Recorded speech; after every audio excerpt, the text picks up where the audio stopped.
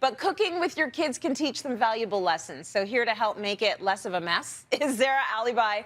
Zehra, I love watching you in the kitchen with your kids. You've got a young chef, Chef Ahmed, like he's doing great. He loves cooking. Yeah, and I'm so happy we're talking about this. So you started getting them in the kitchen intentionally. Yeah, it actually wasn't intense. I mean, they were always around you, right? Like, you can't really get rid of them. You take them grocery shopping, they're there, like, in their high chair while you're cooking. So, right. Yeah, definitely, as they got older, I realized what a blessing it was to have them enjoy being in the kitchen with me. And like you said, I think it's such a great lifelong skill for them to have to learn, whether they love cooking like my Ahmed does and like, you know, whip up a meal, or it's just a basic skill that they have. It's going to help them through life. It's going to help them make healthier food choices. It's really a nice way to give them confidence in the kitchen. And for me, I've really realized it's a really nice way to build memories with them. So Ahmed is a pretty quiet guy, but I find while we're chopping and cooking, he'll tell me about his day, or, you know, like things will come up that maybe if we're just sitting staring at each other, they might not come up as much. Very smart. Yeah, and I think like there are four main things that I think you should think about while you're starting to cook with your kids. One is it's all about making it fun and educational. You can throw in some math and science. They don't even know that they're learning measurements and things like that. Another thing is let them really be involved. Like, let them make the decisions. Like, how does this taste? Do you think we should add more spice, more salt, more cheese? So let them kind of know that they're actually helping you in that decision-making process. Another thing is it's going to get messy, and that's totally fine. You just got to, you know, just be like, it's okay. Let go. Let go. It's okay. Yeah, one thing I do is I'll put like a bowl. They can throw all their scraps in it, so they kind of know that there's a place where we can collect it. You're gonna get flour everywhere. It's gonna be messy. That's totally fine. And then the last thing is, as they get older and get a little bit more confident, step away and be like, okay, I'm gonna watch you from afar and not micromanage. And I think that really gives them the confidence that they need. See, these are things that are very tough for some parents to do, and I include myself in that category, because you know you could jump in and just do it quicker and easier. 100%. So it's not so much about the efficiency. It's about the together time and letting them actually learn, and you've got to fail to learn. So really good. 100%, exactly. Let's talk about how young. How young can you actually get them started, and what can they start doing at a very young age? So from the get-go, like I said, when you're young, they're always with you. You take them grocery shopping, let them like see what fruits and vegetables and produce they're grabbing for. You're like, okay, let's try that. If they see it going from the grocery store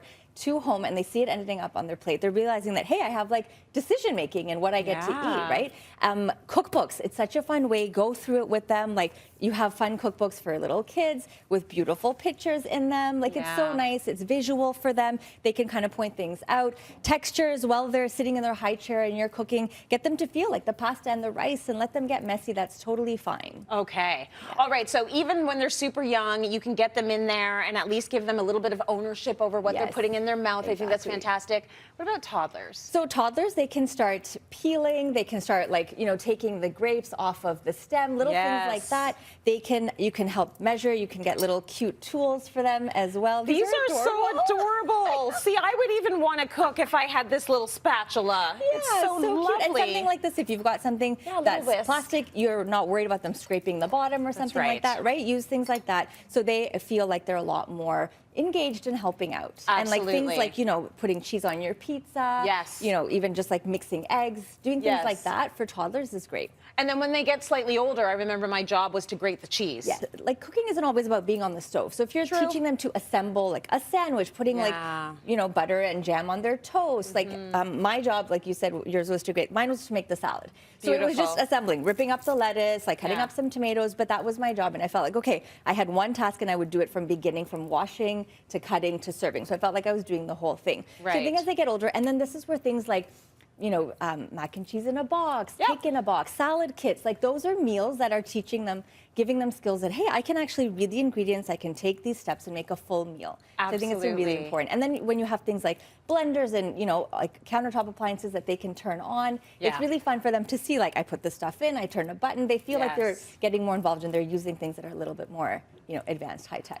Now, do you, when they do the blender thing, because we were on a smoothie kick for a while, and so I would let Eva decide what to put in the smoothie, and then she wouldn't like the smoothie. Oh, no. And it's like, but we cannot waste all those strawberries. Yes, exactly. Those strawberries are a lot of money. You're going to drink the smoothie.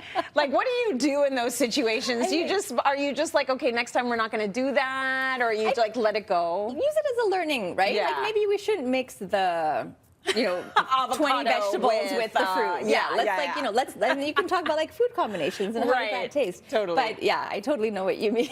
So for the tweens, the preteens, and the teens, like I find a big one for us is ramen because they're into anime, they're loving the ramen, and so they can do ramen from beginning to end and put in the toppings that they want. Yeah. What else should your teens and your preteens be doing? So again, what we do is the kids, I'm very lucky, they do enjoy cooking, and we pick one day a week, whether it's breakfast on a Saturday morning or it's a weeknight where they don't have too many activities, and it's they have to tell us what they want to make. We'll help them get the groceries from start to finish. They do it, and then it's our job to clear the table, to wash the dishes, because that's kind of role reversal, and they really enjoy that. And I think, again, like something like making eggs in the morning, something that they can do from start to finish. Yeah. Another thing is they help me put away the groceries so they know where everything is. Having things in clear containers so they can access everything. They know where things go in the kitchen. Yes. I think that's super, super important. Beautiful. Listen, I'll give the kids watching right now the advice I give my kids. Do not be like Auntie Tracy.